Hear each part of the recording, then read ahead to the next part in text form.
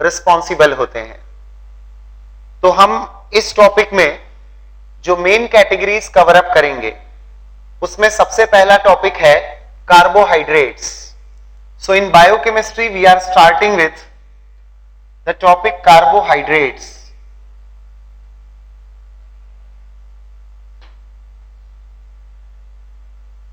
जब भी कोई लिविंग ऑर्गेनिज्म की बात होती है, वेदर प्लांट, एनिमल और ह्यूमन बीइंग, तो उसके लिए किसी भी तरह की फंक्शनिंग, किसी भी तरह की बॉडी एक्टिविटी, ग्रोथ, डेवलपमेंट, हर एक चीज के लिए एनर्जी की जरूरत होती है। एनर्जी का वो सोर्स कार्बोहाइड्रेट्स होते हैं।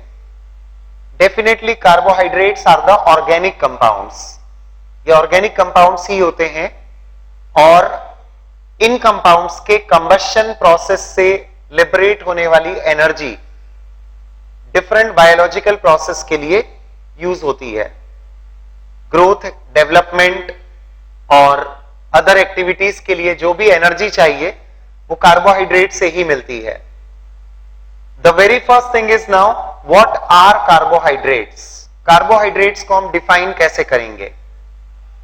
कार्बोहाइड्रेट्स की एक पुरानी डेफिनेशन की यदि मैं बात करूं तो इनिशियली इन्हें हाइड्रेट्स ऑफ कार्बन कंसीडर किया गया था।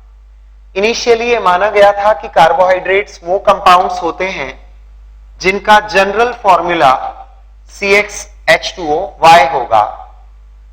Since the general formula is appearing as hydrated form of carbon, इसलिए इनको कार्बोहाइड्रेट्स के फॉर्म में इस तरह से एक्सेप्ट किया गया था। बट जैसे मैं बोल रहा हूं कि this is an old definition of carbohydrates. Modern definition of carbohydrates अब एक अलग तरीके से दी जाती है, इनके केमिकल नेचर के बेसिस पर दी जाती है। रीजन इज वेरी सिंपल, कई कंपाउंड्स अब ऐसे नोन है जो ये जनरल फॉर्मूला फॉलो करते हैं पर कार्बोहाइड्रेट्स नहीं होते। जैसे मैं फॉर्मल्डिहाइड की बात करूं तो it's formula is HCHO, it corresponds to CH2O, जहां X और Y की वैल्यूज 1 है, but it is not a carbohydrate. जितने भी कंपाउंड्स को आप कार्बोहाइड्रेट्स की लिस्ट में लेते हैं, इंक्लूड करते हैं, उनमें फॉर्मल्डिहाइड के कैरेक्टरिस्टिक्स मैच नहीं करेंगे। तो हमारे पास ऐसे कंपाउंड्स हैं जो ये फॉर्मूला फॉलो करते हैं पर कार्बोहाइड्रेट्स के जनरल कैरेक्टरिस्टिक्स उन पर अप्लाई नहीं होते, और हमारे पास इवन ऐसे भी कंपाउंड्स हैं जो जनरल फॉर्मूला CxH2O फॉलो नहीं करते हैं but they are carbohydrates. Deoxyribose is a carbohydrate which do not follow CxH2O formula. Conclusion ये है कि ये डेफिनेशन एक ओल्ड डेफिनेशन के फॉर्म में ही रह गई। Carbohydrates are now better defined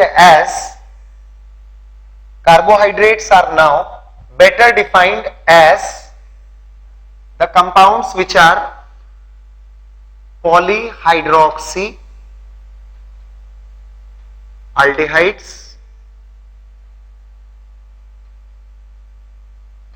or polyhydroxy ketones। देखिए फिर से हमारे सामने अल्डिहाइड्स, कीटोन्स, हाइड्रोक्सी कंपाउंड्स, ये टर्म्स आ गई हैं। इसका सिंपली मतलब ये है कि हम ऑर्गेनिक केमिस्ट्री का ही एक पार्ट कवर अप करने जा रहे हैं। So just try to be involve in the topic, क्योंकि इसमें कई एस्पेक्ट्स जो स्टीरियो केमिस्ट्री से रिलेटेड होंगे वो काफी इंटरेस्टिंग तरीके से इंक्लूडेड हैं। सो कार्बोहाइड्रेट्स आर केमिकली, ये केमिकल नेचर के बेसिस पर डेफिनेशंस हैं।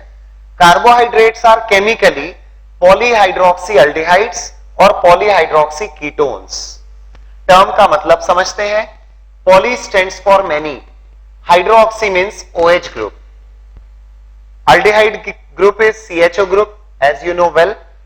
पॉलीहाइड्रोक्सी कीटोन्स, जब कीटोनिक ग्रुप के साथ many OH ग्रुप्स का एसोसिएशन होकर कोई कंपाउंड होता है तो we call it a carbohydrate. Carbohydrates को पॉलीहाइड्रोक्सी अल्डिहाइड्स और पॉलीहाइड्रोक्सी कीटोन्स, इन दोनों फंक्शनल ग्रुप के बेसिस पर ही दो डिफरेंट कैटेगरीज में क्लासिफाई किया गया है. We shall discuss the various classifications of carbohydrates.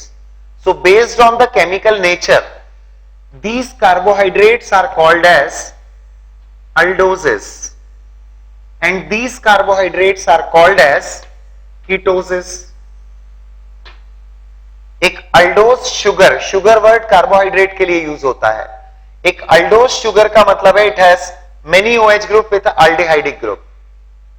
एक कीटोज शुगर का मतलब होता है it has many OH group and a ketonic group. इस तरह के कार्बोहाइड्रेट्स हैं ये. Besides these two terms, carbohydrates में एक और टर्म यूज में आती है दैट इज ट्रायोसिस, टेट्रोसिस, या पेंटोस शुगर, हेक्सोस शुगर या हेक्सोसिस, ये टर्म्स का यूज होता है. कार्बोहाइड्रेट्स में ये वाली टर्म का use triose, tetrose, pentose, hexose, it is based on the number of carbon atoms. Based on the number of carbon atoms, carbohydrates are classified into trioses, tetroses, pentose, hexose, etc. जैसे कि हम बात करें glyceraldehyde, एक triose carbohydrate का example होता है. Glucose या फ्रुक्टोज, ये हेक्सोस शुगर में काउंट होते हैं. ग्लूकोज में अल्डिहाइडिक ग्रुप होता है, इसलिए as per the functional group ये अल्डोज की कैटेगरी में आएगा. फ्रक्टोज कीटोनिक ग्रुप वाला कार्बोहाइड्रेट होता है, इसलिए वो कीटोज की कैटेगरी में आता है. But here on the basis of number of carbon atoms दोनों ही हेक्सोज शुगर की कैटेगरी में आते हैं. तो ये दो तो कॉमन टर्म्स हैं, दो कॉमन क्लासिफिकेशंस हैं. एक based on the functional group और दूसरा based on the number of carbon atoms. Along with this सबसे इंपॉर्टेंट होता है classification of carbohydrates on the basis of hydrolysis reaction. Classification of carbohydrates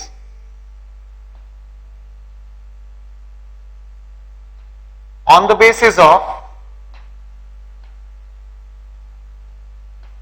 hydrolysis reactions. कुछ particular carbohydrates hydrolyse ही नहीं होते, इन्हें कहा जाता है monosaccharides. Monosaccharides, monosaccharides are the carbohydrates that do not undergo hydrolysis. They do not undergo hydrolysis. इस category में कॉमनली ग्लूकोज एंड फ्रक्टोज आते हैं. Glucose, fructose, these are the two common examples जिनसे आप well familiar हैं. Besides this, second category कहलाती है oligosaccharides. Oligosaccharides. Oligosaccharides, they undergo hydrolysis.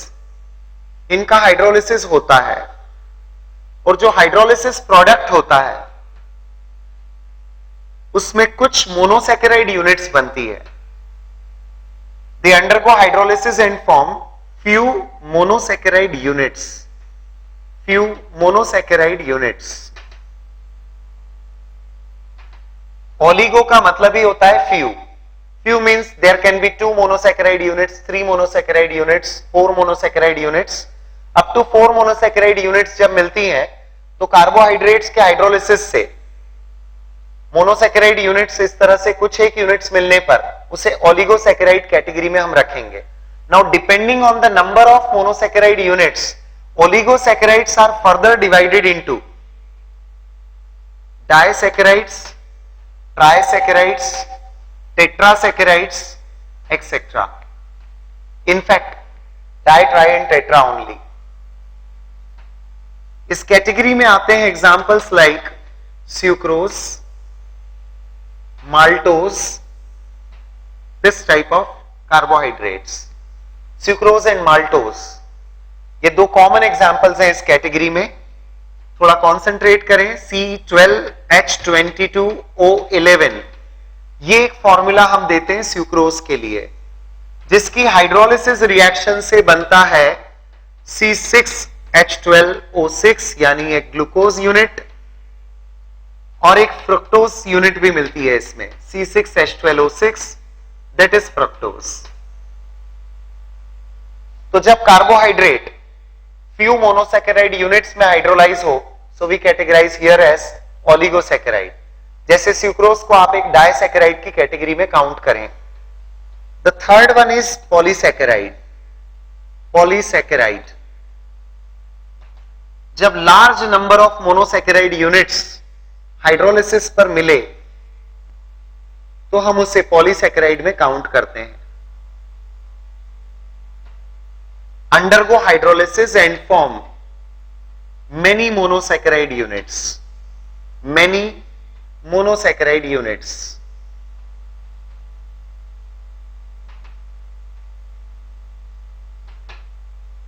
इस कैटेगरी में आते हैं जैसे कि स्टार्च, सेल्यूलोज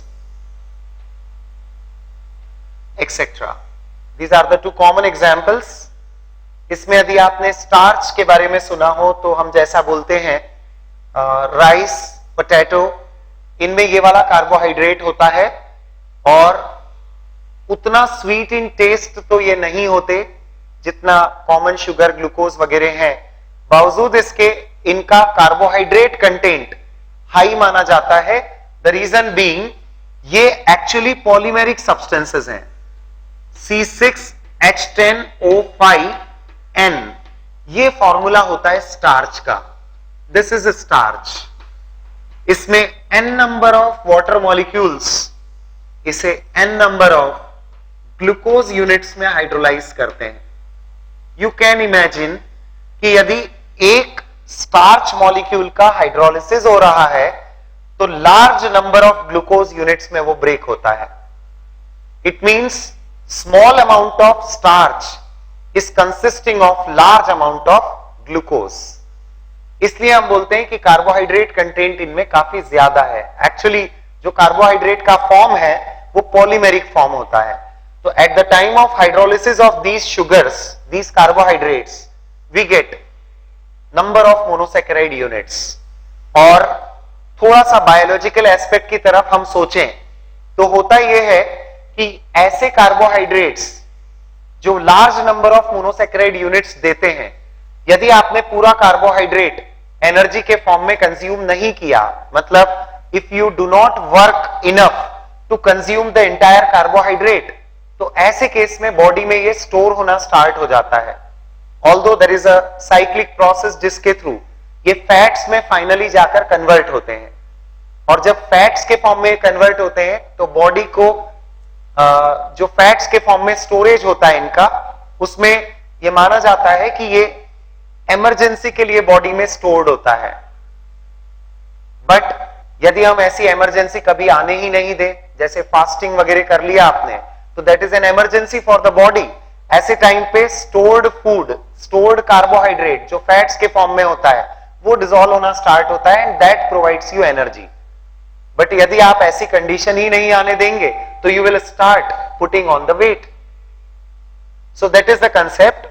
इसीलिए हम बोलते हैं कि पोटैटो स्टार्च, पोटैटो राइस, इस तरह के सब्सटेंसेस में कार्बोहाइड्रेट कंटेंट काफी हाई होता है। Now comes one more term. वैसे कार्बोहाइड्रेट्स में एक टर्म और होती है sugars and non sugars. Normally क्या होता है, mono and oligosaccharides they are sweet in taste, जबकि polysaccharides are not sweet in taste. इसलिए जो कार्बोहाइड्रेट टेस्ट में स्वीट हो इनको शुगर्स की कैटेगरी में रखते हैं, और जो टेस्ट में स्वीट नहीं होते ये नॉन शुगर्स की कैटेगरी में आते हैं। तो एक और क्लासिफिकेशन टेस्ट के बेसिस पर जो दिया जाता है उसमें mono and oligosaccharides are sugars while polysaccharides are not sugars, non sugars इस कैटेगरी में आते हैं। But keep in mind non sugars carbohydrates ही होते हैं। One more thing is there, sweetness index जो होता है, मतलब कौन कितना स्वीट कार्बोहाइड्रेट है, उसमें फ्रक्टोज सबसे ज्यादा स्वीट कार्बोहाइड्रेट में कैटेगराइज्ड है। सबसे ज्यादा स्वीट इन टेस्ट फ्रक्टोज होता है। मेनली इसे फ्रूट शुगर के नाम से भी जाना जाता है, fruit sugar. So this is all about the classification part. जैसे मैंने आपको रिपीटेडली कहा है कि you don't worry with the bio word in this topic. हम बायोलॉजिकल एस्पेक्ट्स की तरफ नहीं जा रहे हैं। इसमें बहुत अच्छा ऑर्गेनिक केमिस्ट्री का स्टीरियोकेमिकल केमिस्ट्री वाला पार्ट इंक्लूडेड है। तो आइए देखें उसके सिग्निफिकेंस, इसमें स्टीरियोकेमिकल एस्पेक्ट्स क्या इंपॉर्टेंट है। I hope the classification and these all terms are clear. So now we can proceed for an interesting thing in carbohydrates. यहां मैं एक टर्म यूज कर रहा हूं एक एग्जाम्पल के फॉर्म में, अल्डोहेक्सोज। एक टर्म मैंने यूज किया है। कार्बोहाइड्रेट की एक केमिस्ट्री एक कैटेगरी है, कार्बोहाइड्रेट की एक कैटेगरी है aldohexose. Now what exactly should be aldohexose? ये कार्बोहाइड्रेट कौन सा होना चाहिए? जैसा मैंने बताया, अल्डो वर्ड स्टैंड्स फॉर ये polyhydroxy compound with aldehydic group होगा। हेक्सोज स्टैंड्स फॉर इसमें नंबर ऑफ कार्बन एटम 6 होंगे। अल्डिहाइडिक ग्रुप वाला कार्बोहाइड्रेट जिसमें 6 कार्बन एटम्स हों। आपके माइंड में ग्लूकोज आ रहा है, बट मैं बता दूं आपको कि aldohexose is a category and glucose is one of those compounds. उस कैटेगरी में आने वाले कंपाउंड्स में से एक ग्लूकोज है। एक बार मैं जरा इसका जनरल फॉर्मूला लिखता हूं, फिर आगे और बात करते हैं। ये देखिए जरा, CH2OH, CHOH, CHOH, एक बार और CHOH, and finally here is the first carbon with CHO group. आप जरा केयरफुली देखिए, क्या इसमें कई OH ग्रुप्स हैं? यस। क्या इसमें अल्डिहाइडिक ग्रुप है? यस। क्या इसमें 6 कार्बन है? Yes. We call it aldohexose. ये कार्बोहाइड्रेट का एक टाइप हो गया अल्डोहेक्सोज। हम थोड़ा सा अब इसमें केमिस्ट्री की तरफ चलते हैं। ये फॉर्मूला में एक और बात करते हैं। क्या आप आइडेंटिफाई कर सकते हैं कि इस कंपाउंड में, इस स्ट्रक्चर में नंबर ऑफ किरल कार्बन कितने हैं? CHO वाला कार्बन ऑक्सीजन के साथ डबली बॉन्डेड है, so this is not a किरल carbon. लेकिन इसके पास वाला ये second carbon, I mark it, it is किरल। ये कार्बन किरल है, ये कार्बन किरल है, ये कार्बन किरल नहीं है because it has 2 identical atoms hydrogen. Aldohexose जो मैंने कैटेगरी रखी है, इसमें टोटल 4 किरल कार्बन होते हैं। मैं बार बार बोल रहा हूं, अल्डोहेक्सोज इज अ कैटेगरी जिसमें किरल कार्बन का नंबर टोटल 4 है। और जब टोटल नंबर ऑफ किरल कार्बन 4 है, तो इसके टोटल ऑप्टिकल आइसोमर्स यदि हम निकालेंगे, टोटल ऑप्टिकल आइसोमर्स, तो इसके लिए फॉर्मूला होता है 2 to the power small n, where n stands for the number of non-identical chiral carbon। ये सभी किरल कार्बन है, they are not identical chiral carbon, कोई भी एक दूसरे से आइडेंटिकल नहीं है। ऐसे केस में number of optical isomers 2 to the power 4, 2 to the power n formula के हिसाब से मिलेगा। 4 किरल कार्बन है, so what number shall I get? 16। Do you know what does it mean? इसका मतलब है कि अल्डोहेक्सोज कैटेगरी के टोटल ऑप्टिकल आइसोमर्स 16 होते हैं। अल्डोहेक्सोज कैटेगरी के टोटल 16 कंपाउंड्स होते हैं। अल्डोहेक्सोज कैटेगरी के टोटल 16 कंपाउंड्स होते हैं और ग्लूकोज उनमें से एक कंपाउंड है। ग्लूकोज इज वन ऑफ दो 16 compounds. And also out of the 16 compounds, ये सभी 16 कंपाउंड्स में किस चीज का डिफरेंस होगा? ये कॉन्फिगरेशनल आइसोमर्स होते हैं, सो दे डिफर इन कॉन्फिगरेशन। तो जरा देखें, इनमें कुछ जो कॉमन कंपाउंड्स होते हैं, मैं उनका कॉन्फिगरेशन लिखूंगा यहां पर। ये देखिए, एक कॉन्फ़िगरेशन इसमें मैंने ऐसा लिखा है, ऑन पेपर या ऑन बोर्ड जब ऐसा फॉर्मूला हम लिखते हैं तो ये फिशर्स फॉर्मूला कहलाता है, जिसमें किरल कार्बन के सराउंडिंग जो आप ग्रुप्स प्लेस करते हैं उसमें लेफ्ट और राइट हैंड साइड की पोजीशन से कॉन्फ़िगरेशंस पता लगते हैं। So this is the structure जो मैंने ड्रॉ किया है, it is given for glucose. ये ग्लूकोज का स्ट्रक्चर है। अदर देन ग्लूकोज 16 में से मैं 2 कंपाउंड और बना रहा हूं यहां पर, उनके configuration mention COH H, next OH is here, next again OH is here, and next we'll have OH towards the right and H towards the left, and like this. ये कंपाउंड कहलाता है galactose. This is galactose, glucose galactose. 16 में से मैंने आपको कहा है कि I will draw the structures for 3 compounds, I mean the configurations of the 3 compounds. एक ये भी देखिए, मैंने H और OH की पोजीशन किरल कार्बन पर चेंज की है, नथिंग एल्स। और ऐसा ही सभी 16 कंपाउंड्स में होगा।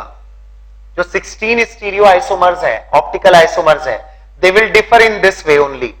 इसी तरह से कॉन्फ़िगरेशन में ये डिफरेंट होंगे। ये जो आप देख रहे हैं इसे बोला जाता है मैनोज। ये कार्बोहाइड्रेट कहलाता है मैनोज। अल्डोहेक्सोस कैटेगरी में टोटल 16 आइसोमर्स होंगे, टोटल 16 कंपाउंड्स होंगे। ये एक दूसरे के लिए स्टीरियो आइसोमर्स या ऑप्टिकल आइसोमर्स की कैटेगरी में आएंगे। उन 16 में से मैंने ये 3 स्ट्रक्चर्स ड्रॉ किए हैं, 3 डिफरेंट कंपाउंड्स आपको बताए हैं। बायोलॉजिकल एस्पेक्ट से ये तीनों ही अल्डोहेक्सोस इंपॉर्टेंट होते हैं। That is why out of 16 I have selected these 3। एक बात और करते हैं अब इसमें, देखिए carbohydrates contain many OH groups. Similar way में इनमें कई सारे किरल कार्बन भी होते हैं स्ट्रक्चर्स में, और कॉन्फ़िगरेशन वाइज डिफरेंस जब आता है तो large number of optical isomers भी पॉसिबल होते हैं। तो अभी तक जैसे हमने कार्बोहाइड्रेट्स के कुछ क्लासिफिकेशंस देखे, अल्डिहाइडिक कीटोनिक ग्रुप के बेसिस पर, aldose ketose, number of carbon atoms के बेसिस पर, triose, tetrose, pentose, hexose etcetera, hydrolysis के बेसिस पे मोनोसैकेराइड, ओलिगोसैकेराइड, पॉलीसैकेराइड, और अब एक और बेसिस होता है स्टीरियो केमिस्ट्री के बेसिस पर, कॉन्फ़िगरेशन के बेसिस पर सारे कार्बोहाइड्रेट्स की 2 कैटेगरीज बनती हैं। मतलब each carbohydrate will belong to one of the 2 categories, will be a member of one of the 2 categories. और ये जो 2 स्टीरियो केमिस्ट्री के हिसाब से कैटेगरी बनती है, उसके लिए एक स्टैंडर्ड कंपाउंड होता है glyceraldehyde. Glyceraldehyde is a triose sugar. इसमें अल्डिहाइडिक ग्रुप है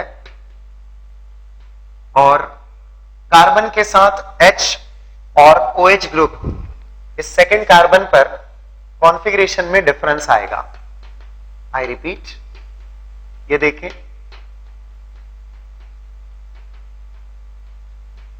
configuration wise these 2 are different. Configuration wise ये दोनों एक दूसरे के मिरर इमेजेस हैं।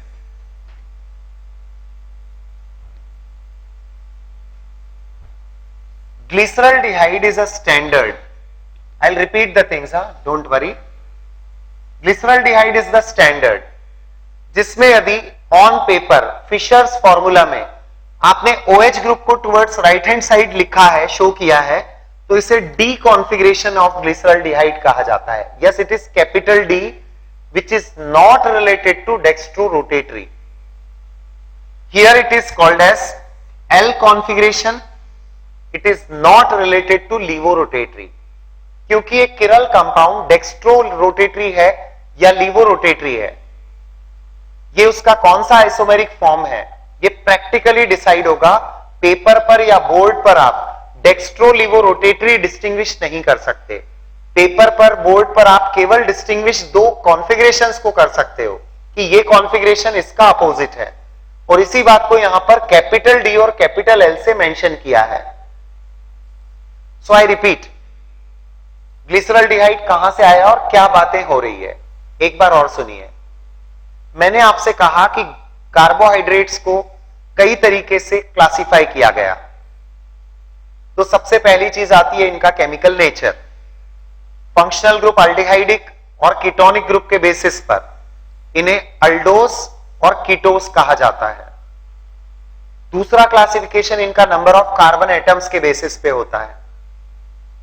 3 कार्बन, 4 कार्बन, 5 कार्बन, 6 कार्बन के according triose, tetrose, pentose, hexose ये कैटेगरीज बनती हैं। थर्ड क्लासिफिकेशन मैंने बताया on the basis of hydrolysis. Monosaccharides hydrolyse नहीं होते, ऑलिगोसैकेराइड्स फ्यू मोनोसैकेराइड यूनिट्स में हाइड्रोलाइज होते हैं, पॉलीसैकेराइड्स हाइड्रोलाइज होकर बहुत सारी मोनोसैकेराइड यूनिट्स देते हैं, यानी ये पॉलीमेरिक फॉर्म में होते हैं। अब इसके बाद मैं बात कर रहा हूं कि यदि हम स्टीरियोकेमिकल एस्पेक्ट्स की बात करें, इनमें स्टीरियोकेमिस्ट्री इन्वॉल्व करके बात करें, तो कार्बोहाइड्रेट्स की कैटेगरीज दो होती हैं। कोई भी कार्बोहाइड्रेट या तो डी होता है या एल फॉर्म में होता है। अब डी एंड एल का मतलब क्या है? तो डी और एल ये कॉन्फ़िगरेशंस के अकॉर्डिंग कुछ स्टैंडर्ड्स हैं। Glyceraldehyde is the standard compound जिसके रिस्पेक्ट में डी या L category of the carbohydrate assigned होगा। ग्लिसरॉल्डिहाइड का यह कॉन्फ़िगरेशन डी कहलाता है और यह कॉन्फ़िगरेशन एल कहलाता है। जब किसी भी कार्बोहाइड्रेट में आप सेकेंड लास्ट कार्बन, फिर से सुनिए, किसी भी कार्बोहाइड्रेट में आप सेकेंड लास्ट कार्बन का OH group right hand side में देखते हैं। Out of many OH groups हम किसकी बात कर रहे हैं? सिर्फ सेकेंड लास्ट कार्बन की। If you find the OH group of second last carbon towards right hand side in Fisher's formula, उसे आप D कैटेगरी का मेंबर कंसीडर करेंगे कि उस कार्बोहाइड्रेट का कॉन्फ़िगरेशन D है। और जब सेकेंड लास्ट कार्बन के OH ग्रुप की पोजीशन फिशर्स फॉर्मूला में लेफ्ट हैंड साइड पर बताई जाए तो we call it the carbohydrate belongs to L category और L कॉन्फ़िगरेशन। L सीरीज का मेंबर है ऐसा भी बोलते हैं। तो D सीरीज के मेंबर्स और L सीरीज के मेंबर्स, ऐसे कैटेगरी डिवाइडेड है कार्बोहाइड्रेट्स में। अब जरा आ जाइए, इनके स्ट्रक्चर्स हमारे सामने बने हुए हैं, इनको देखिए। In all the 3 cases we are not concerned with the first 4 carbon, उन पर जो भी होगा लेट इट बी। हम बात कर रहे हैं सेकेंड लास्ट कार्बन यानी 5th कार्बन की। इस कार्बन एटम पर OH ग्रुप तीनों कंपाउंड्स में towards right hand side Fischer's formula में शो किए जाते हैं। इसका मतलब है कि जो मैंने तीनों ड्रॉ किए हुए हैं ये तीनों D सीरीज के मेंबर्स हैं, इसीलिए इन्हें D glucose, D galactose, D mannose ऐसा करके लिखा जाता है। जी हां, वही glucose D glucose. Here D stands for its configuration. Glyceraldehyde के रेफरेंस में उसको स्टैंडर्ड लेते हुए हर कार्बोहाइड्रेट स्टीरियोकेमिस्ट्री के हिसाब से या तो D सीरीज का मेंबर होता है या L सीरीज का मेंबर होता है। और इसको चेक करने के लिए आपको सिर्फ सेकेंड लास्ट कार्बन के OH ग्रुप को चेक करना होता है। So I hope this situation is now clear. जैसा कि मैंने कहा था, I repeat, aldohexose is a category जिसमें टोटल ऑप्टिकल आइसोमर्स 16 होंगे। मैंने उन 16 में से अभी 3 ड्रॉ किए हैं, उनके कॉन्फ़िगरेशंस और बताया है। अब मैं और डिटेल में आपको लेकर चलता हूं इन 3 में से भी सिर्फ डी ग्लूकोज को लेकर। So let us now proceed with D glucose. आइए कुछ डी ग्लूकोज के बारे में पॉइंट्स डिस्कस करें।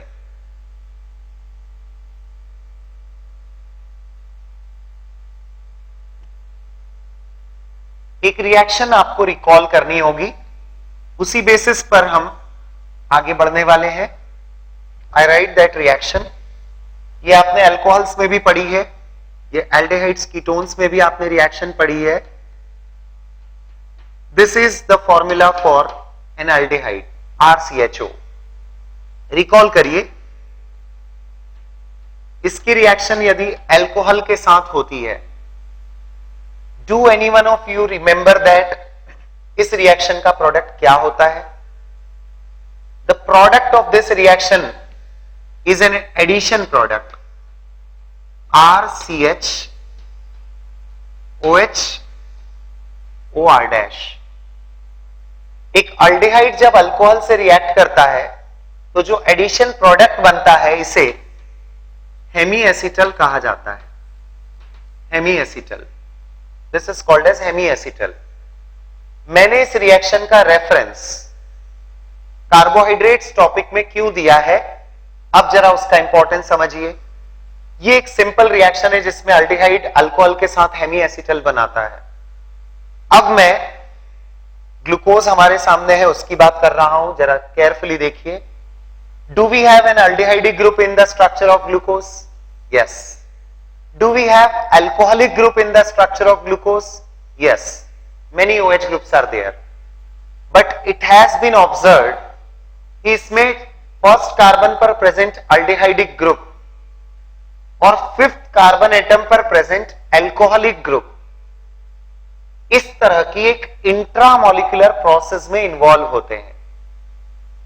इस तरह की इंट्रामोलिकुलर प्रोसेस में इन्वॉल्व होते हैं. इंट्रामोलिकुलर मतलब with in the same molecule ये दोनों फंक्शनल ग्रुप रिएक्ट करेंगे और एक दूसरे के साथ इस तरह से कन्वर्ट हो जाते हैं.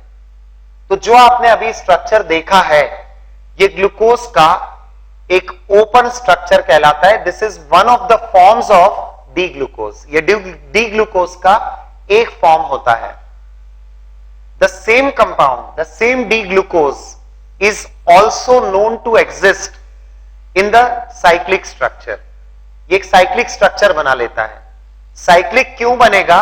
क्योंकि ये वाली रिएक्शन इंट्रामोलिकुलर हो रही है. So this carbon is going to join this carbon with the help of one oxygen atoms. इनके बीच में एक ऑक्सीजन एटम आ जाएगा और ये दोनों एक दूसरे को ज्वाइन कर लेंगे. So that structure I am drawing now. ये ग्लूकोज का सिंपल स्ट्रक्चर कहलाता है या इसको आप ओपन स्ट्रक्चर बोल सकते हैं. But glucose is also known to exist in the form of a cyclic structure. तो आइए देखें वो साइक्लिक स्ट्रक्चर ऑफ ग्लूकोज कैसे बनेगा. I draw the structure here. ये हेमीएसिटल वाला केस भी आपको रिकॉल हो ही गया होगा.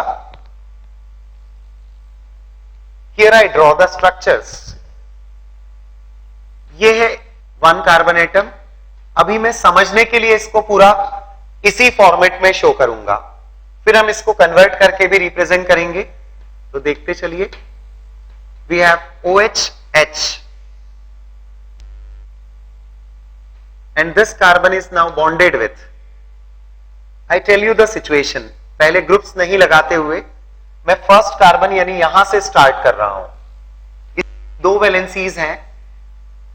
C डबल बॉन्ड O वाली वैलेंसी वेकेट होगी अब और ये आगे अब बॉन्डिंग करेगा इस सेकेंड कार्बन के साथ. तो मैंने क्या किया है अभी सेकेंड ऑनवर्ड्स कॉन्फ़िगरेशंस को डिस्टर्ब नहीं किया, जिससे आपको रिएक्शन समझ में आ जाए कि क्या हुआ है, स्ट्रक्चर कैसा बना है. ये मैंने सेकेंड, थर्ड और फोर्थ कार्बन को एज इट इज शो किया. अब जरा केयरफुली देखें, ये फिफ्थ कार्बन है. अभी इसको रोक कर रखा है मैंने. इस पर बॉन्डिंग का क्या होगा देखते हैं. इसका OH ग्रुप और इस कार्बन का CHO ग्रुप फर्स्ट कार्बन का, they are undergoing the reaction. They are undergoing the reaction. इसके कारण यहां हाइड्रोजन, यहां OH और इस कार्बन की बॉन्डिंग, इस कार्बन की बॉन्डिंग ऑक्सीजन के थ्रू इस फिफ्थ कार्बन के साथ हो जाती है. एक साइक्लिक स्ट्रक्चर बनता है. मैंने आपसे कहा था कि मैं ओपन स्ट्रक्चर को बनाए रखते हुए बताऊंगा कि साइक्लिक स्ट्रक्चर कैसे बनेगा. सेम स्ट्रक्चर को मैं मोर ऑर्गेनाइज्ड वे में, मोर सिस्टमैटिक वे में यहां पर ड्रॉ कर रहा हूं. ये एक्चुअली 6 मेंबर्ड साइक्लिक स्ट्रक्चर बनता है. देखें इस तरह से, it is a 6 membered cyclic structure. 6 membered क्यों? 1 is carbon, this is second, third, fourth, fifth carbon and there is 1 oxygen atom। 6 membered cyclic structure बनता है।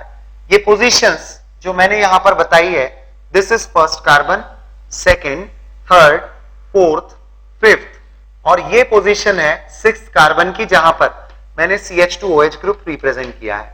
ये 5th कार्बन का हाइड्रोजन और उससे अटैच CH2OH और एक तरफ ये ऑक्सीजन के साथ फर्स्ट कार्बन से बॉन्डेड है।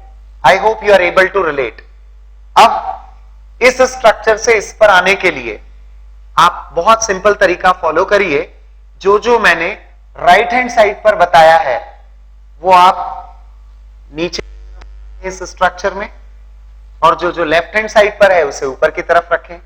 तो first carbon HOH, second carbon HOH in the similar manner, third carbon now opposite to the second one, ये अरेंजमेंट आएगा। Now at the fourth carbon 1 2 3 4 again opposite to this, मतलब OH यहां रखना है, H यहां रखना है। एक प्रॉब्लम आ गई है यहां पर, प्लीज पहले कॉन्सेंट्रेट करना। हुआ क्या कि ये इंट्रामोलिकुलर हेमी एसिटल तो बना, ओपन स्ट्रक्चर ऐसे भी एग्जिस्ट कर रहा है, यानी साइक्लिक फॉर्म में भी ग्लूकोज नोन है। ये बात भी समझ में आ रही है कि ये नोन क्यों है, क्योंकि यहां पर अल्डिहाइडिक और alcoholic group intramolecular hemiacetal form कर लेते हैं। But at the same time आपने यदि ध्यान दिया हो तो अब एक कार्बन और किरल कार्बन के फॉर्म में इंक्रीज हो गया। Please see the first carbon. अभी तक आपके पास second, third, fourth, fifth carbon chiral थे। Now you have got one more chiral carbon. Do you know what does it mean? ये प्रॉब्लम नहीं है, बल्कि अब हमें एक सॉल्यूशन मिला कि जब भी ग्लूकोज ओपन स्ट्रक्चर के फॉर्म में होगा तो इसके 4 किरल कार्बन होंगे। ये अपने आप में एक कंपाउंड है, अपने आप में एक स्टीरियो आइसोमर है। बट एट द टाइम जब ये साइक्लिक स्ट्रक्चर बना लेगा तो एक और कार्बन के किरल हो जाने के कारण अब एक और ऑप्टिकल आइसोमर बढ़ जाएगा। यानी ओपन स्ट्रक्चर एक ही फॉर्म में है, लेकिन जो साइक्लिक स्ट्रक्चर बनेगा ये 2 फॉर्म्स में होगा, क्योंकि ये वाले कार्बन पर यानी फर्स्ट कार्बन पर I could have OH group and H group with the opposite configuration जो आपने इधर शो किया हुआ है। Look at the situation. इसे और क्लियर करके हम रिप्रेजेंट करते हैं। ये बॉन्डिंग हुआ 5th कार्बन से, यहां हाइड्रोजन है। Remaining groups we are showing OH, H, H, OH, here H and OH। तो अब हमारे पास में एक और किरल कार्बन इंक्रीज हो गया है। So why do we have 2 cyclic forms? Glucose के ही साइक्लिक स्ट्रक्चर के फॉर्म में 2 ऑप्टिकल आइसोमर्स होते हैं। ग्लूकोज के 2 ऑप्टिकल आइसोमेरिक फॉर्म्स होते हैं इन the cyclic structure. It is because one more carbon has now become a किरल carbon. इसे भी मैं इसी फॉर्मेट में कन्वर्ट करके लिखता हूं, ड्रॉ करता हूं मैं, क्योंकि वो सिर्फ एक्सप्लेन करने के लिए था। एक्चुअली ये ज्यादा एप्रोप्रिएट होगा। ये first carbon, second, third, fourth, fifth, जैसे कि पहले हमने बताया ये 6th कार्बन है। बाकी के कॉन्फ़िगरेशंस में कोई फर्क नहीं है। ऊपर वाले स्ट्रक्चर में जैसे जैसे मैंने रिप्रेजेंट किए हैं वैसे ही इस नीचे वाले स्ट्रक्चर में भी आएगा। फर्क केवल कहां होगा? Eight the first carbon. इसमें मैं OH ऊपर की तरफ और H नीचे की तरफ रिप्रेजेंट करूंगा। जी हां, यही डी ग्लूकोज जब इंट्रामोलिकुलर हेमी एसिटल फॉर्म करता है तो it exists in 2 different stereochemical forms, या बोलिए कि it exists in 2 different optical isomeric forms. ये दोनों एक दूसरे के ऑप्टिकल आइसोमेरिक फॉर्म्स हैं। और ये दोनों में ये जो आप फर्स्ट वाला देख रहे हैं here and it is represented here, इसे कहा जाता है alpha form of D glucose. तो ये अल्फा डी ग्लूकोज कहलाता है, and this is called as beta D glucose, beta D glucose. So alpha and beta are the two forms, इधर भी मैं लिखूंगा alpha D glucose and this is called as beta D glucose. IIT JEE में एक already question in पर आ चुका है कि अल्फा डी ग्लूकोज और बीटा डी ग्लूकोज आपस में क्या होते हैं. जैसे स्टीरियोकेमिस्ट्री में, ऑप्टिकल आइसोमेरिज्म में आप कुछ टर्म से फैमिलियर होंगे. एक टर्म होती है इनेंशियोमर्स. जो ऑप्टिकल आइसोमर्स एक दूसरे के मिरर इमेजेस होते हैं, non superimposable mirror image isomers, इनको कहा जाता है इनेंशियोमर्स. जो ऑप्टिकल आइसोमर्स तो हो परंतु मिरर इमेजेस ना हो, उन्हें डायस्टीरियोमर्स कहा जाता है. वैसे ही कार्बोहाइड्रेट्स में ये जो alpha and beta D glucose होते हैं, ये दोनों फॉर्म्स बाकी कार्बन पर नहीं, लेकिन एक कार्बन पर इनका कॉन्फ़िगरेशन अलग है. अल्फा और बीटा डी ग्लूकोज में क्या फर्क है? The configuration is same at second, third, fourth and fifth carbon. They are different in configuration only at one carbon. ऐसे केसेस में जो ऑप्टिकल आइसोमर्स होते हैं, इनके लिए टर्म होती है anomers. They are called as anomers. तो अल्फा और बीटा डी ग्लूकोज आपस में होते हैं एनोमर्स. एनोमर्स वो ऑप्टिकल आइसोमर्स हैं जो फर्स्ट कार्बन पर कंपेयर टू ऑल, बाकी के कार्बन जो किरल है उन पर कॉन्फ़िगरेशनली डिफरेंट ना होकर, they are different only at the first carbon atom. They are anomers. 5 membered 6 membered ring जिसमें 5 कार्बन एटम्स हो और 1 ऑक्सीजन एटम हो, ऐसा एक पेरेंट कंपाउंड पायरेन कहलाता है. पायरेन. इसीलिए ग्लूकोज के ये जो दो फॉर्म्स आप देख रहे हैं, इन्हें पायरेनोज स्ट्रक्चर्स कहा जाता है. These two are the pyranose structures of glucose. ये पायरेन के डेरिवेटिव कंसीडर किए जाते हैं, pyranose structures. Glucose is known to exist in 2 different forms, alpha D glucose and beta D glucose. ये पायरेन के डेरिवेटिव्स माने जाते हैं, इसलिए पायरेनोज स्ट्रक्चर ऑफ ग्लूकोज कहा जाता है इसको. The cyclic structure is pyranose.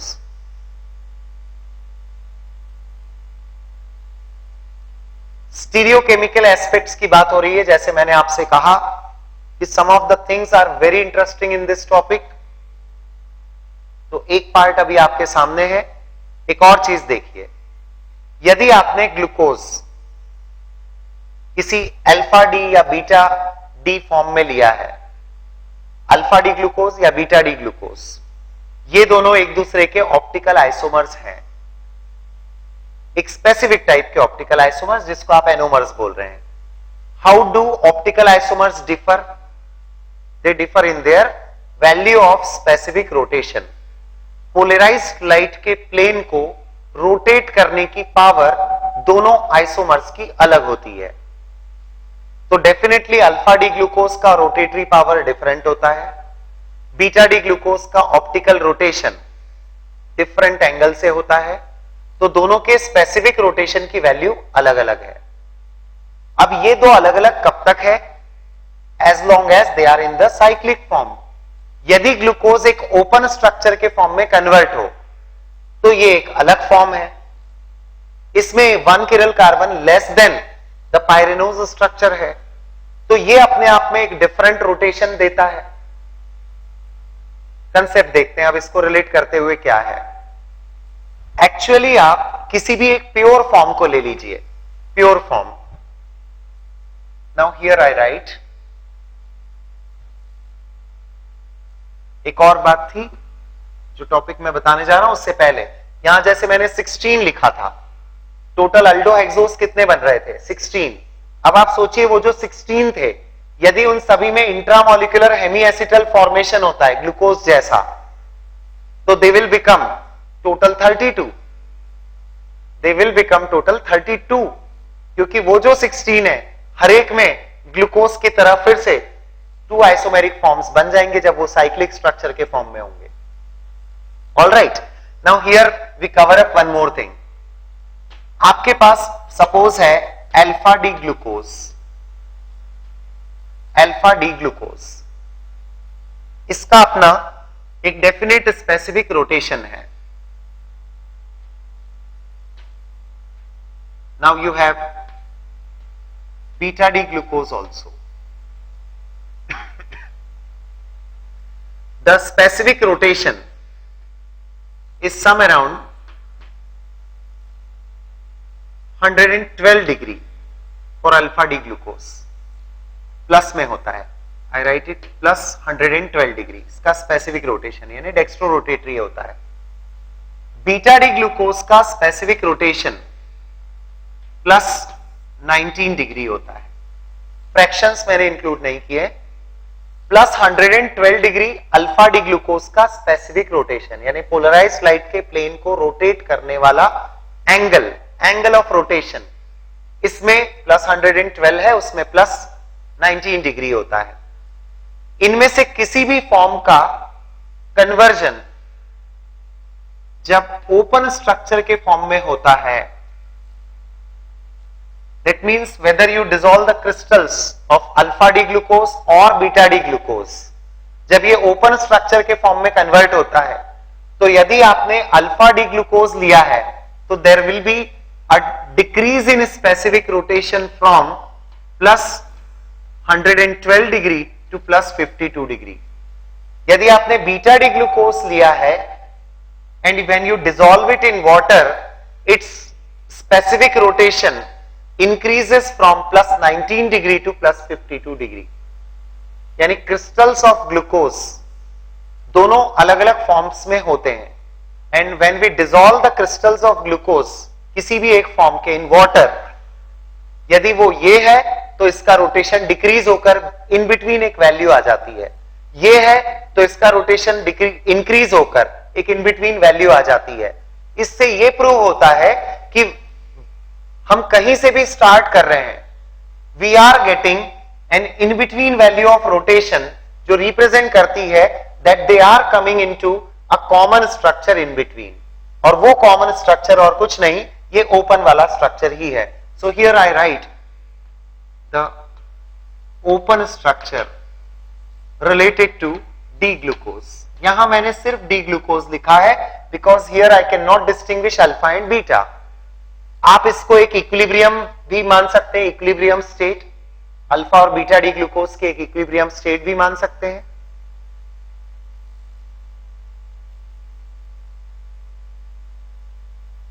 The phenomena जो अभी आप देख रहे हैं कि आप किसी भी एक फॉर्म ग्लूकोज को डिसॉल्व करते हैं इन वाटर तो उसके स्पेसिफिक रोटेशन में जो चेंज आता है, इस चेंज इन स्पेसिफिक रोटेशन को कहा जाता है the phenomena mutarotation। mutarotation very important term glucose के रेफरेंस में, म्यूटारोटेशन। वैसे एक कॉमन टर्म है, जैसे मैंने कहा था कि वो 16 का 32 कंपाउंड्स हो जाएंगे तो ये चीज हर जगह एप्लीकेबल है, but let us concentrate only on glucose. हम ग्लूकोज के रेफरेंस में म्यूटारोटेशन को डिफाइन करें तो म्यूटारोटेशन का क्या मतलब है? The change in specific rotation of glucose from plus 112 degree to plus 52 degree और from plus 19 degree to plus 52 degree is called as mutarotation. This is due to the formation of an equilibrium structure which is the open structure of glucose.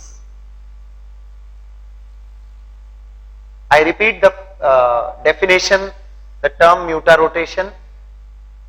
एक बार short में मैं पूरा अभी तक जो मैंने बातें की है वो बता रहा हूं, तो एक बार और सुने।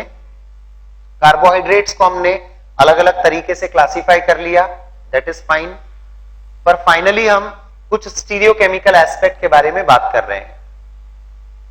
किसी भी कैटेगरी को हम ले लें, कार्बोहाइड्रेट्स बहुत टाइप के होते हैं, हमने उनमें से एक कैटेगरी सिलेक्ट करके अपना टॉपिक आगे बढ़ाया है, अल्डोहेक्सोज।